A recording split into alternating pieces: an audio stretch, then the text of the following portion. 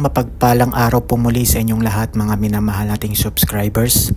Ito po muli ang inyong lingkod na si Play Mystery. At sa video na ito, atin na pong ibabahagi ang ika-part 3 ng ating pag-aaral ng karunungang lihim patungkol sa General Devotion.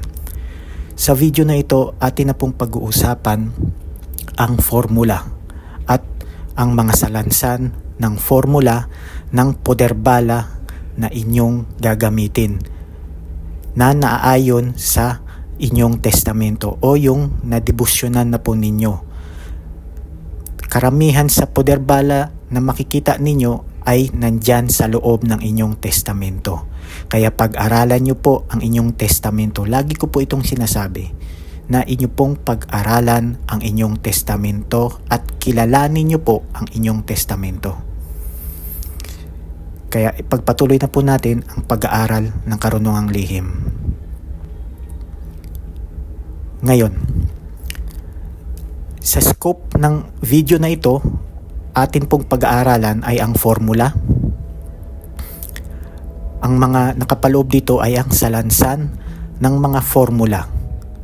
Dito sa salansan ng mga formula na ito, dito na po kayo gagamit o magdedesisyon kung ano ang formula na inyong gagamitin.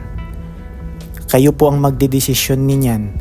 Magbibigay lamang po ako ng mga halimbawa na magiging guide ninyo, pero sa inyo po ang desisyon kung paano po ninyo ikakamada at isasalansan ang inyong formula.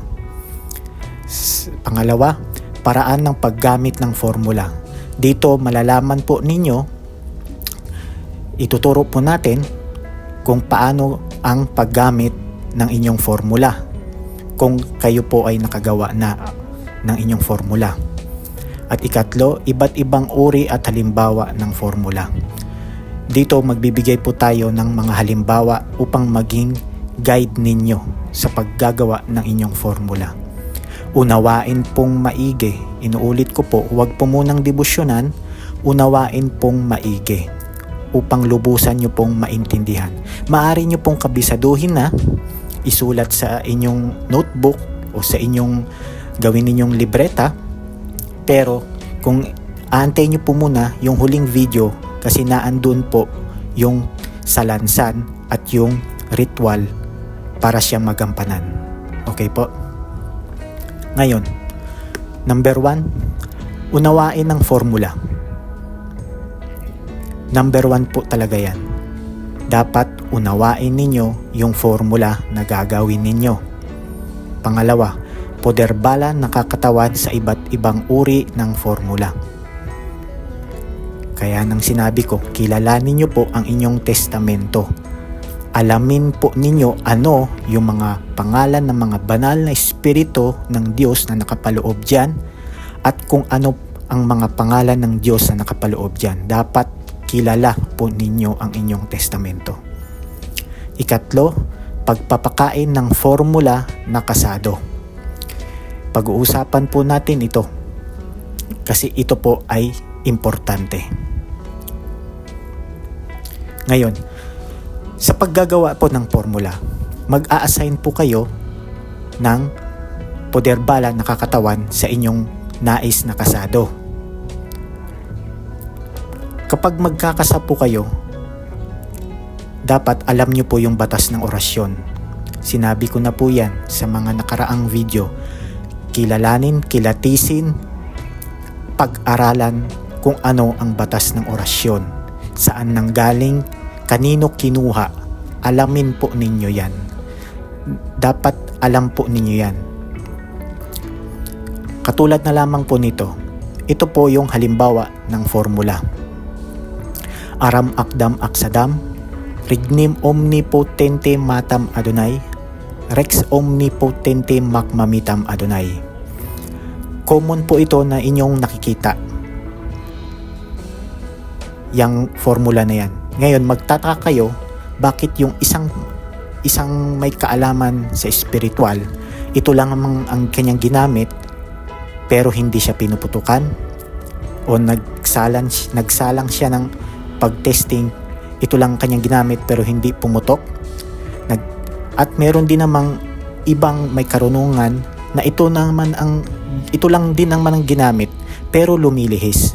Hindi ba kayo nagtataka doon? Yun po, alam na po nila yung salansan at kamada. Ibig sabihin, itong formula na ito ay pinatungkol na nila maaring sa lihis at maaring sa hindi pinuputukan. Hindi po basta meron na kayong orasyon ay okay na. Dapat alam nyo po yung salansan. Ngayon, ito po yung halimbawa. Aram akdam aksadam. Tapos ipapasok nyo po dito yung nais nyong kasa. Orasyon na nais nyong kasa. Dapat po kilalanin, kilatisin ang orasyon. Kung ano ang batas ng orasyon. May mga orasyon na binabanggit 3 beses, tapos 1 beses lang yung susi. May orasyon din naman na 1 beses lang binabanggit, ngunit yung susi naman ay 3 beses. Pag-uusapan po natin yan. Pagkatapos nyo pong ipasok dyan, isusunod nyo naman po yung aram akdam aksadam, tapos papasok na po yung Roma.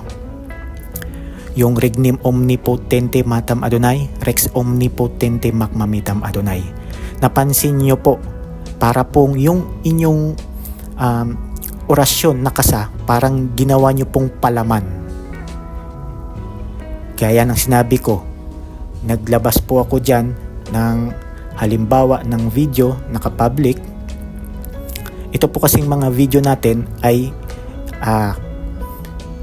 maaaring ihayag ko lang ito sa mga subscribers para hindi po kumalat. Ngayon, napapansin nyo po, parang nakapalaman po yung inyong kasado. Ibig sabihin, kapag binanggit nyo na po itong aram akdam aksadam at itong Roma, automatic kung ano po yung nakapalaman sa kanya, yun yung gagawin ng banal na espiritu. Yun po yung maghihimala. Naunawaan nyo po? Yun po yung maghihimala. Kapag nilagay nyo po dyan ay kabal, nakatungkol sa kanya yung kabal at binanggit nyo po ito, kabal po ang mangyayaring himala. Okay po? Ngayon, ito po yung mga halimbawa at salansan ng formula. Inuulit ko po, kilalanin po ninyo yung testamento. Kasi kapag hindi nyo po kilala ang testamento, hindi nyo po alam kung ano yung ilalagay nyo dito. Dapat po kilala nyo po yan. Okay? Ngayon, ito yung ating halimbawa number 1, aram akdam aksadam, which is common. Regnim omnipotente matam Adonai, rex omnipotente macmamitam Adonai. Dito po ninyo ilalagay yung inyong kasado. Katulad nung nangyari sa previous, ito po. Ganyan. Dito po ninyo ilalagay yan. Babanggitin mo na yung banal na pangalan, pagkatapos kasado, pagkatapos banggitin yung banal na pangalan ulit, pagkatapos itong Roma. Ito po yung unang halimbawa natin. Ikalawang halimbawa, ito naman po, aram ardam adradam. Napansin nyo po? Halos parehas lang sila pero iba naman po yung ginamit na banal na pangalan. Aram ardam adradam, regnim omnipotente matam Adonai, rex omnipotente macmamitam Adonai. Ito po yung halimbawa number 2. Inuulit ko po, kayo po ang magdidesisyon ng inyong formula. Kaya kilalanin po ninyo ang inyong mga poder bala na nakapaloob sa inyong testamento. Kasi huhugutin nyo po yan sila upang magamit ninyo dito sa general devotion. Upang pwede nyo po silang ipakain sa lahat ng uri ng anting-anting. Ito po yung halimbawa natin ng number 3. Aram akradam adradam. Parehas din po, Roma. Nakalapasok din po yan. Ngunit kung gusto nyo naman po medyo mataas-taas o gusto nyo naman po na dagdagan, pwede naman po ito. Napansin nyo po, abisti, abiti, abitem, matam, mitam, mikam, makam. Tapos yung Roma, nakapasok. Kayo po yung magdidesisyon. Okay? Halimbawa, number 5. Ayan, Yahweh, Yahuwah, Yahweh. Yahushua, Jesus, Yahu. Ginamit nyo na po yung mataas na uri ng pangalan ng Diyos. pasok po yung aram makdam maksadam, tapos nilagyan nyo pa po ng matam, mitam, mikam, makam. Okay? Ito po yung tinatawag na sa mga marurunong, tinatawag po nila itong paobra, o sa iba, hindi ko lang po alam, I'm not sure, pero tinatawag din po nila itong as cambio. Tandaan nyo po sa cambio, di ba? Sa cambio, meron siyang primera, merong segunda, pwede mong kambyuhan ng tersera. Kuha nyo po. Yun po ang mga formula.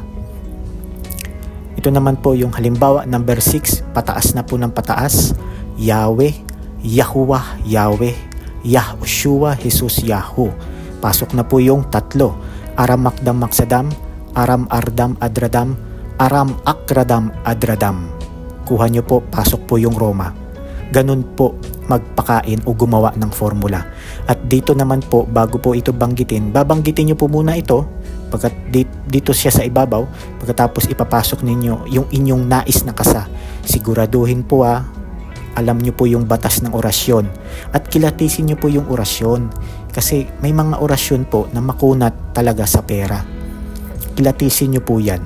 Okay? Pagkatapos po nun, babanggitin na po ito, kasama na po yung Roma. Parang ipinapalaman nyo po yung kasa doon sa gitna. Ibig sabihin, pag binabanggit nyo po ito, kung ano po yung pinakain ninyo dito sa kanya, siya yung kakatawan at maghihimala doon sa nais nyong kasa. Okay po? Ngayon, ito na po, pataas na po tayo ng pataas. Nakapasok na po yung Yah, ahaha, at saka yung Uha, ahaha. Pagkatapos, ginamitan ko po ng Agnus Dei cui tollis peccata mundi miserere nobis. Agnus Dei cui tollis peccata mundi miserere nobis. Agnus Dei cui tollis peccata mundi dona nobis pacem. Ayan po. Nakapasok po dyan sa loob na blue. Ito po kasi yung kumakatawan as pakilos. Okay? Ipapaliwanag na po natin yan sa mga susunod na video. Umantabay lamang po. Ito po yung pang-8. Iba naman po yung nasa loob ng blue. Aram makdam maksadam, matam mitam mikam makam, makmamitam meuruam lamorok milam. Tapos ang ginamit nasa sa baba, sator arepo tenet operarotas, sa ugnat adunadam tadaksak ugnat rehop. Surka urka Yahweh, bam, baubim, amen. Nakikita nyo po ang formula. Ganito po gumawa ng formula. Kayo po ang magdedesisyon kung ano ang nais ninyong formula. Okay po? Ngayon, napansin nyo po sa naibahagi ko na debosyon pang medium level. Ito yung nakikita ninyo. Ayan, pag-aaralan natin yan, yung Vox Domini na yan at saka yung Vox Domini Magnificentia. Pag-aaralan natin yan sa susunod. Napansin nyo po dito sa pagkatapos ng Yahoo, dito po ninyo ipapasok yung inyong poder bala. Huwag po ninyong gagayahin yung nakasulat doon na may avelator, avetenet, avetale. Huwag nyo po yung gagayahin kasi yun po nadebosyonan ko na po. Okay? Yun po ay nasuyo ko na po. Hindi po kayo pwede nyo pong hindi nyo po pwedeng gamitin yun kung hindi naman yun nakapaloob sa inyong testamento. Ang ilalagay po ninyo dito ay inyong nakapaloob na banal na pangalan sa inyong testamento. Ganyan po magpakain. Dito po nyo yun ipapasok. Huwag po ninyong gagayahin. Kaya nga sabi ko, huwag po munang debosyonan. Antayin yung pinakahuling video para lubusan po ninyong maunawaan. Okay? Dito po ninyo yun ipapasok. Kung sa tingin ninyo may mga pangalan doon ng inyong testamento o mga poderbala ninyo na naisama ko na doon na ipasok, pwede po yun. Okay? Gampanan nyo na po. Pero yung mga iba na hindi naman ninyo na debosyonan, hindi naman ninyo nasuyo o wala sa loob ng inyong testamento, ay hindi po ninyo yun didebosyonan. Okay? Yun po kasi nadebosyonan ko na po. Kaya ipinasok ko po. Halimbawa lamang po yun. Inuulit ko po. Halimbawa lamang po yun. Antayin po ang huling video dahil naandun po ang kamada at ritual. Okay, pagkatapos po ninyo ipasok dito yung inyong mga poder bala, gaya nga niyan, nakapasok, isusunod po ito at yung susi na 7 beses babanggitin. Ibinigay ko na po sa nakaraang video, panoorin po ninyo, pag-aralan maigi. Okay?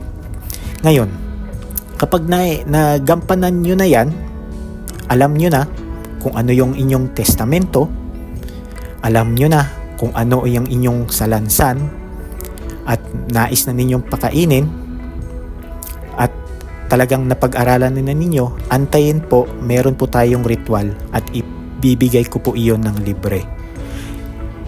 Mariing diin na aking sinasabi, huwag na huwag po itong gagamitin, lalo na sa kasamaan at sa pagbebenta ng mga anting-anting. Kasi po ito, talagang mapapagana po ninyo ito. Pag nadebosyonan po ninyo, gagana po talaga ito. Kasi gana po ito sa akin gana po ito sa mga estudyante ko. Gagana po talaga ito sa inyo. Ngunit, meron po dito na nilagay kong sikretong salita na kapag